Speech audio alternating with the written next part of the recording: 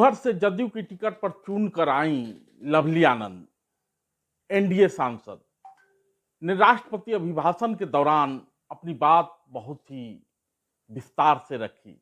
उन सारी बातों को रखा जो कि उनके परिवार से जुड़ा है, चुनाव के दौरान उनकी मांग से जुड़ा है और बिहार के विकास से जुड़ा है। एक तरफ लवली आनंद ने पति आनंद मोहन के स्वतंत्रता सेनानी दादा और अपने दादा का जिक्र किया, आजादी के अमृत महोत्सव वर्ष की चर्चा की।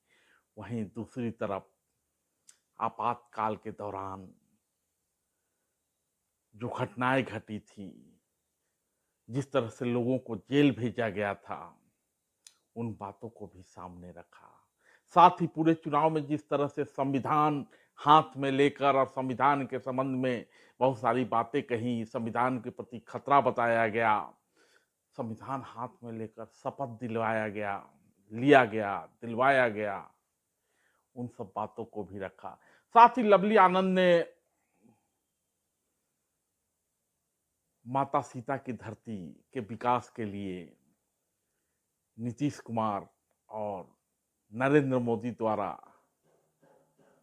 किए जा रहे प्रयासों की भी चर्चा की और लगे हाथों ये मांग भी रख दिया कि शिवहर में रेल लाइन तो होना ही चाहिए, रीगा चीनी मिल खुलना ही चाहिए, ढाका को छोटा जिला त्वरित विकास के तर्ज पर विकसित किया ही जाना चाहिए और सीता माता की धरती को, प्राकट स्थान को अयोध्या से जोड़ा जाए।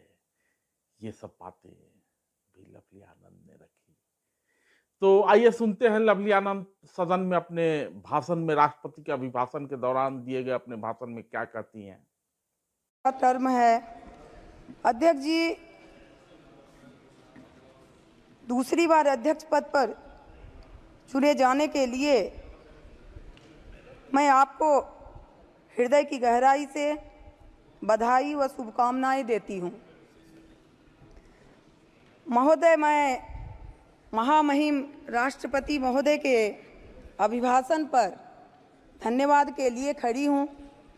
कामना करती हूं कि यशस्वी प्रधानमंत्री आदरणीय नरेंद्र मोदी जी और हमारे नेता विकास पुरुष नीतीश कुमार जी के नेतृत्व में हमारा देश और प्रदेश दिन दूनी रात चौगुनी तरक्की करे।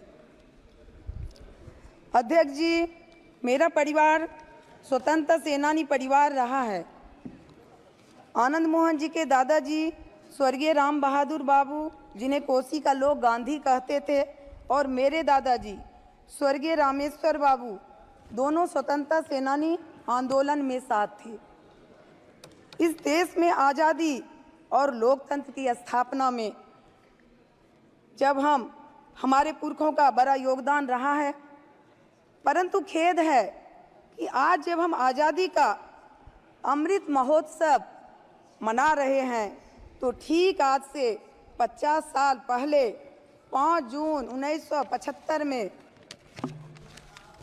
एक काली अंधेरी रात को जो यहाँ की उस समय में हिटलर की उपाधि दी जाती थी, यहाँ इंदिरा जी के जो हिटलर शाही था उस तर्ज पर इमरजेंसी थोप दी गई। इमरजेंसी के चरणों ने सीमित तानाशाही की वकालत की। चारणों ने, किसी ने कहा Indira is India, India is Indira. लोक नायक जयप्रकाश नारायण, मोरारजी देसाई, राजनारायण, मधुलिमय, चंद्रशेखर जी, अटल बिहारी वाजपेयी जी, लाल कृष्ण आडवाणी जी, जॉर्ज फर्नांडिस जी, नीतीश कुमार जी, ललन जी, आनंद मोहन जी जैसे लाखों लोगों को, यहाँ तक कि उस समय लालू जी भी थे, लाखों लोगों को जेल के सलाखों में डाल दिए गए। पूरे देश को जेल में तब्दील कर दिया गया। न्यायपालिका पर पहरा बिछा दिया गया। प्रेस पर सेंसरशिप की तलवार लटका दी गई। संविधान के साथ अनेकों छेड़खानियां की गई। 3 वर्ष की कठिन लड़ाई, हजारों को लाठी गोली, जेल, मौत को वरण, लाखों लोगों को जेलों में अपनी जवानियां गंवाने के बाद देश उस खौफनाक मंजर से बाहर निकला, नाम पड़ा दूसरी आज़ादी।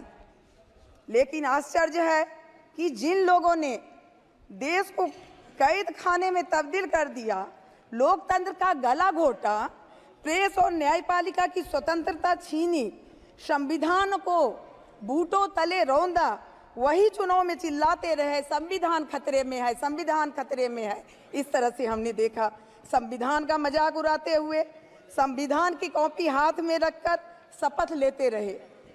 अध्यक्ष जी, आज़ादी के अमृत महोत्सव वर्ष में मिला यह जनादेश, आज़ादी, न्यायपालिका और प्रेस की आज़ादी को हम हर कीमत पर अक्षुण्ण रखने का, देश को संबल, समृद्ध और श्रेष्ठ बनाने का, महिलाओं को शक्ति संपन्न, युवाओं को रोजगार के अवसर प्रदान करने का, चोरों, लुटेरों, बेईमानों से भ्रष्टाचार मुक्त बनाने का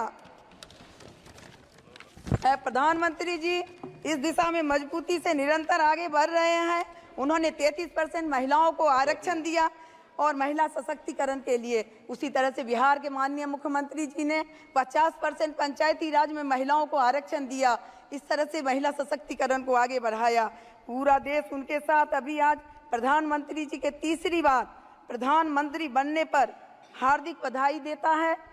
और दिनकर जी ने कभी कहा था, सेनानी करो प्रयास अभय, सारा इतिहास तुम्हारा है, ये नखत आभा के बूझते ही सारा आकाश तुम्हारा है, सारा आकाश तुम्हारा है। बहुत बहुत मैं आपके माध्यम से मांग करती हूँ कृपया समाप्त करें। मांग करती हूँ कि मैं माता सीता की प्राकट्य भूमि पुनौरा धाम में जमीन अधिग्रहण और सौंदर्यीकरण के लिए माननीय मुख्यमंत्री नीतीश कुमार जी के द्वारा 72 करोड़ और 47 लाख रुपए के आवंटन और माननीय प्रधानमंत्री जी द्वारा मां जानकी के भव्य मंदिर निर्माण हेतु 5 करोड़ रुपया प्रदान करने के लिए शिवहर, सीतामढ़ी सहित सभी मिथिला वासियों की तरफ से कोटि कोटि आभार प्रकट करती हूं।